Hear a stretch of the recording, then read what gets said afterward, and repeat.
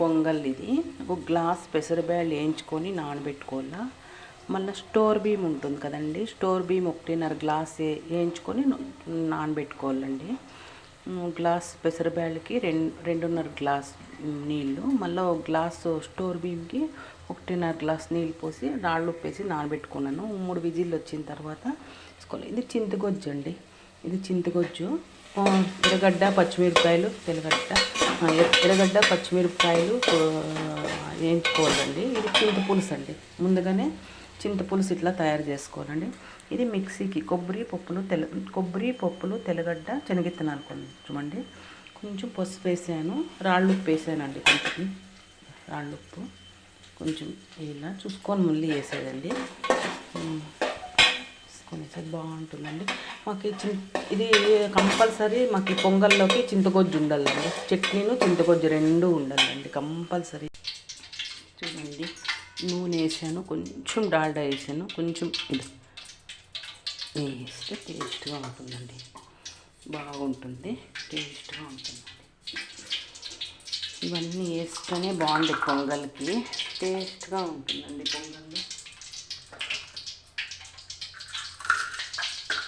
టేస్ట్గా ఉంటుంది పొంగల్. ఇప్పుడే కానీ టేస్ట్ పొంగల్.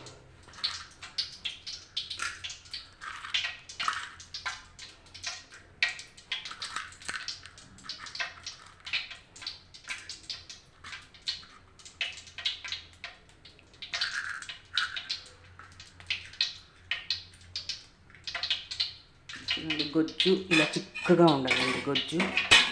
చట్నీ కూడా ఇట్లా తెల్లగా బాగుండాలండి, చట్నీ గొజ్జు ఇట్లా చిక్కగా ఉండాలి, ఎప్పుడన్నా కానీ ఇట్లా చిక్కగా ఉండాలి.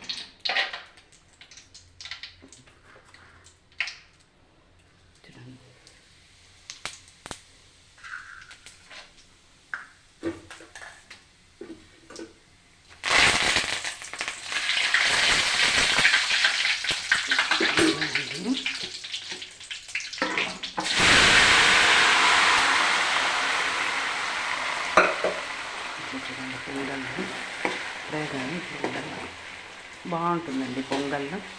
వేసి డిష్లో వస్తా, కొంచెం వేసేపు అయితేనే డిష్లోకి వేసి ఇలా వేసేస్తే భలే బాగుంటుందండి. కాంబినేషన్ చట్నీ గొజ్జు చూడండి ఎంత బాగుంటుంది. వేడిగా తింటే భలే ఉంటుందండి. చూడండి ఇలాగే ఉంటుంది. చూడండి గోడంబి కూడా కొంచెం వేయాలి, ఎక్కువ వేసుకోకూడదు. గోడంబి కూడా కొంచెం వేయాలి. గోడంబి చాలా బాగుంటుందండి, మెత్తగా.